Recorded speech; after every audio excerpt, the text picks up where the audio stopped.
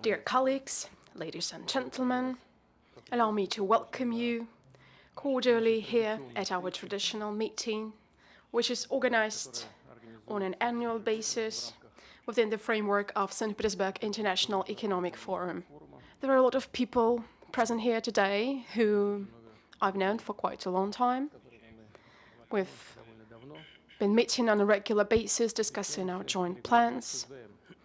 There are some colleagues here who've come here again. I would like to express hope that you will enjoy your stay here in St. Petersburg, in Russia, at the Economic Forum, that these meetings will be useful, meaningful, and that they will lay down the conditions for your business development in Russia. You know that the goals we set forth are quite ambitious and important in terms of our development. The form they take are the so-called national projects. These are, in essence, our plans which are substantiated with certain resources. And what is of no less importance, I believe they're corroborated with our policy, economic policy in particular.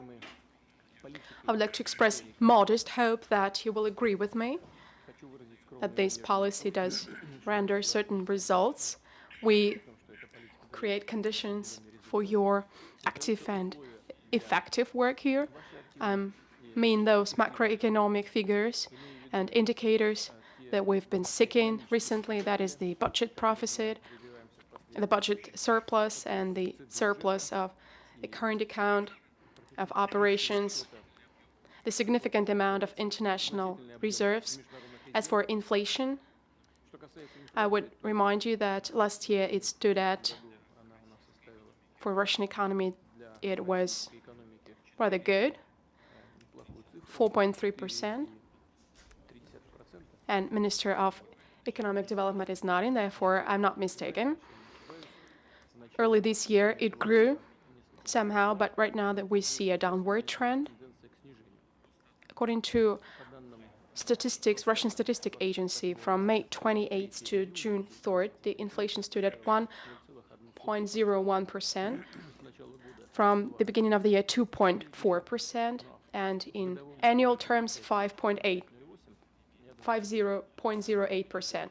As I've already said, we are witnessing a downward trend, and there is a certain forecasted growth for us. We calculated it, and we believe this will be true due to the increased VAT.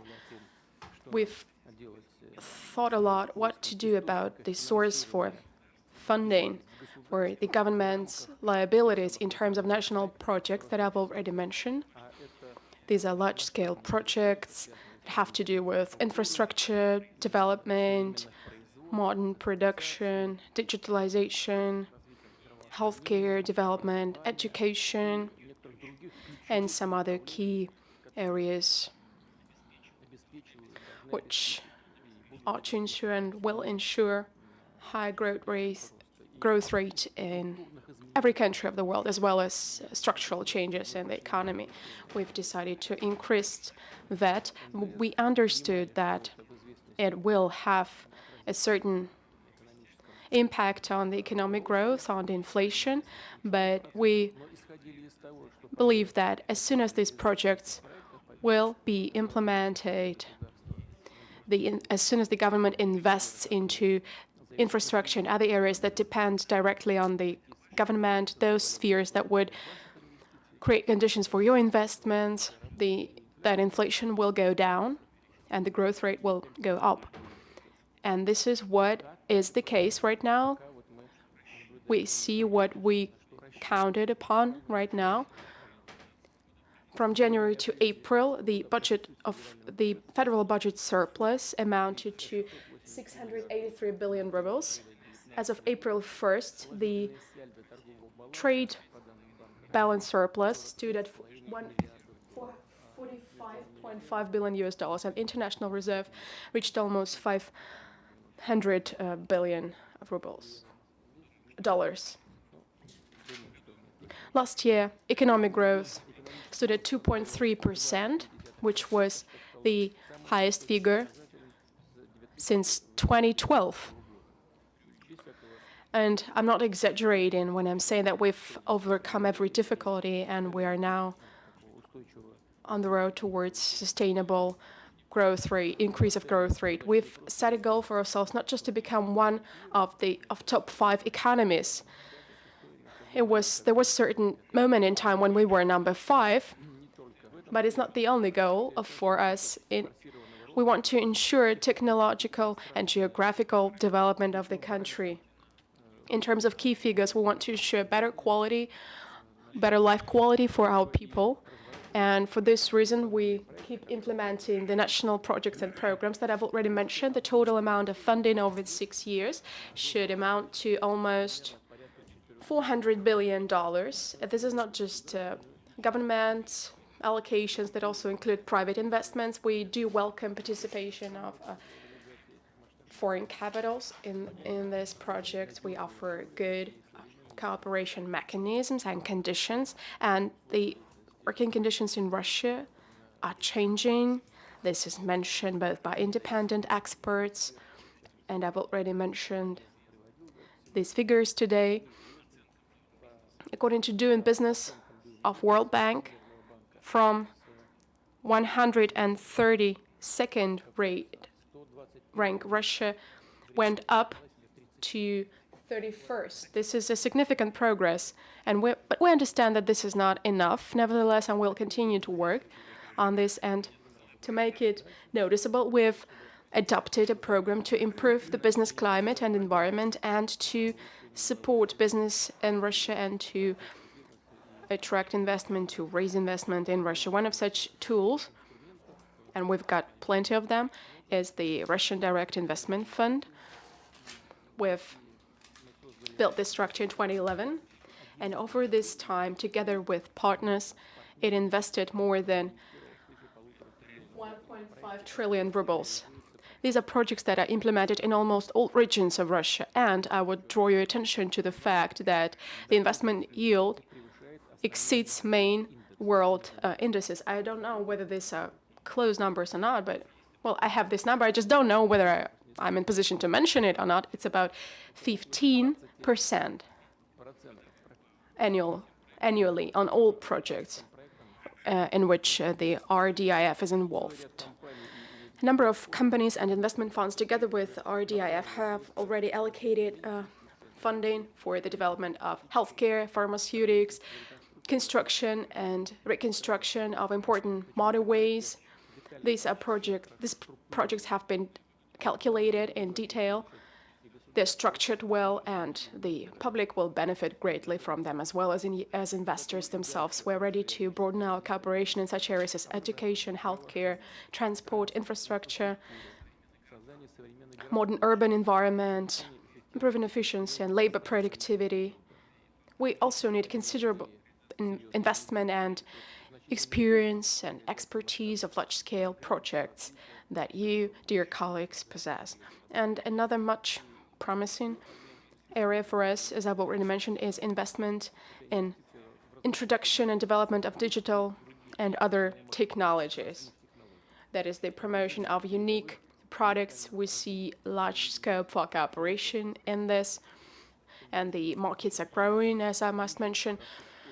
Among RDIF projects in terms of digital economy, and a center of artificial intelligence is one of such projects with competitive and convenient conditions for researchers, scientists, and engineers.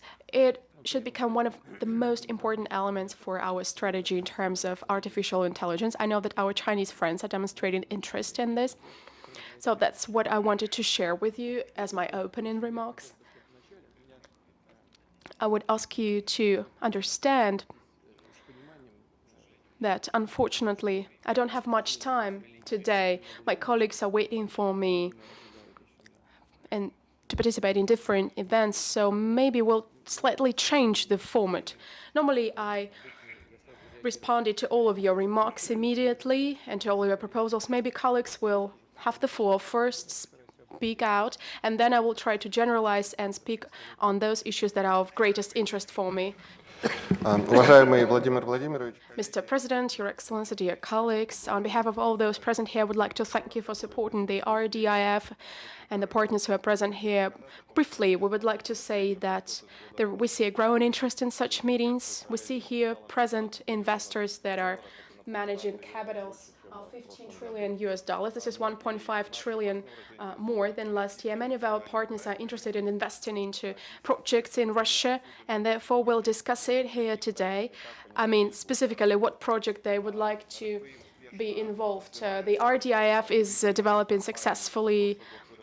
The profits of our companies have increased by 18% over last year, and many investors like this model, the RDIF model, that the state is not simply spending its money, is that there is a payback and that we attract not just the funding and the money, but also expertise, and that will help our companies reach out to international markets. 7 other countries are now creating their funds based on the example and model of RDIF. I'll speak shortly about the cooperation with China. As you know, the Russian-Chinese Investment Fund has invested more than 30 projects. We've are cooperating actively with the funds in yuan, and we are building a fund with the People's Development Bank of China in the amount of 10 billion yuan. Another important area of our cooperation is our deal between Alibaba, Mail.ru, and Megaphone, building a Russian-Chinese innovative fund and the first venture investment of the Russian-Chinese Venture Fund. And in conclusion, I would like to say that investors are extremely interested in investing in international projects in Russia. At this forum, we will declare 10 new investments of RDIF. These are investments into such companies as Neftetrans Service, building meat production facilities and milk production facilities in Nalka, EV online cinema partnership with Norilsk Nickel to develop the Northern Sea route and modernize Baikonur, the so-called Gagarinsky launch. Investors confirm their interest in this and many other projects, and we'll hear today their experience, their expertise, and those projects that they're interested to participate in.